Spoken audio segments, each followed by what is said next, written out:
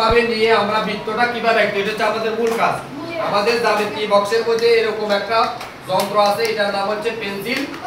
এই pencil compass দিয়ে আমরা বৃত্তটা কিভাবে আঁকবো এটা আমরা এখন দেখাবো। আমরা প্রথমে এই মাথায় পেন্সিলটা এই মাথায় ঢুকাবো। এটা ঢুকে আমরা এটার সাথে কাটার মাথা এবং পেন্সিলের মাথাটা সমানভাবে রাখবো। এরপরে আমরা এই কাটার মাথাটারে স্থির রাখবো। এটাকে নাড়াচাড়া করা যাবে, নাড়াচাড়া করলে বৃত্তের যে অংশটা পরিবর্তন হয়ে যাবে, তাহলে এটা স্থির থাকতে হবে।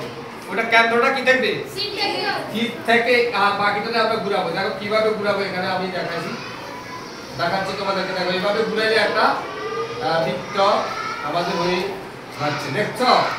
তাহলে আমরা এভাবে একটা বৃত্ত আঁকতে পারি। আমি আবার দেখাচ্ছি। প্রথমে আমরা এই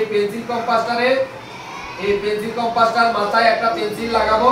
তারপরে এই কেন্দ্রটাতে কাটার মাথাটারে আমরা কেন্দ্রে স্থির রাখবো। এই কেন্দ্র স্থির রেখে আমরা এটাকে ঘুরাবো। আমরা কেন্দ্রটা যাতে আমাদের নাড়াচাড়া না করে ওইদিকে খেয়াল রাখতে হবে। এটা যদি আমরা এভাবে ঘুরাই তাহলে এটা একটা আমাদের বৃত্ত হয়ে যাবে। তাহলে আমরা এভাবে কি করতে পারি? বৃত্ত আঁকতে পারি। দেখো বৃত্তের কিছু বৈশিষ্ট্য আছে। কি কি বৈশিষ্ট্য আছে? বৃত্ত একটি আবদ্ধ বক্ররেখা। বলো, বৃত্ত একটি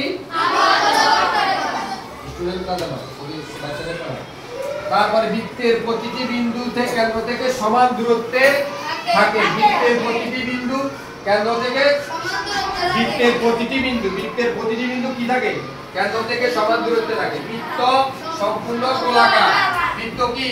সম্পূর্ণ গোলাকার। তারপরে বৃত্তের কেন্দ্রে 360 ডিগ্রি কোণ উৎপন্ন হয়। বৃত্তের কেন্দ্রে কি হয়? 360 ডিগ্রি কোণ হয়। তারপরে এই হচ্ছে আমাদের বৃত্তের বৈশিষ্ট্য। তাহলে এখানে বৃত্তের কয়টা বৈশিষ্ট্য আছে? 4টা। একদম বলো দেখি বৃত্তের বৈশিষ্ট্যগুলি। বলো। হ্যাঁ